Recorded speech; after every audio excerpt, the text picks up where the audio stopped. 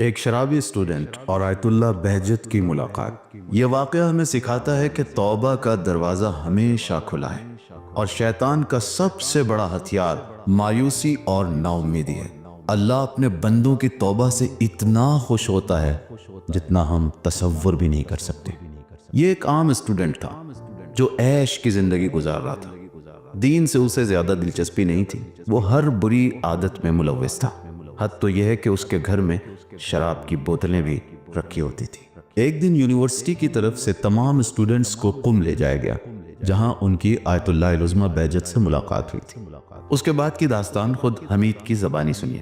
جب طالب علم قم پہنچے تو تمام اسٹوڈنٹس ایک ایک کر کے آیت اللہ بہجت کو سلام کرتے ہوئے اندر ہال میں داخل ہو رہے تھے، اور وہ نہایت محبت اور مہربانی سے ان کے سلام کا جواب دے رہے تھے۔ لیکن جب میری باری آئی اور میں نے سلام کرنا چاہا تو آیت اللہ بہجت نے میری طرف دیکھا بھی نہیں، جبکہ دوسروں سے بہت محبت سے باتیں کر رہے تھے۔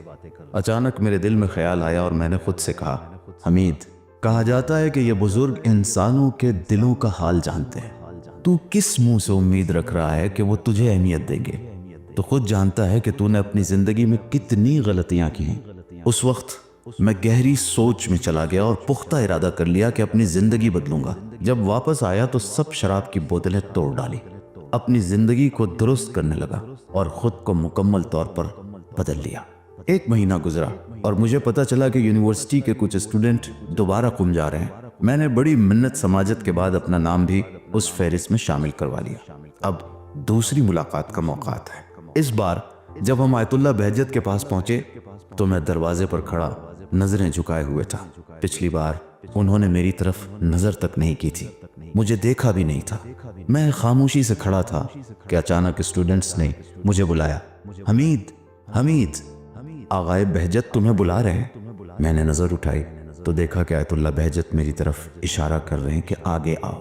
جب میں قریب پہنچا تو انہوں نے آہستہ سے میرے کان میں کہا، 1 مہینے سے تم اپنے امام زمانہ کی خوشی کا سبب بن رہے ہو۔ گناہ چھوڑنا یعنی امام مہدی عجل اللہ تعالیٰ فرجہ الشریف کے لبوں پر مسکراہٹ لانا، گناہ سے دوری یعنی ظہور کی راہ میں ایک قدم آگے بڑھانا۔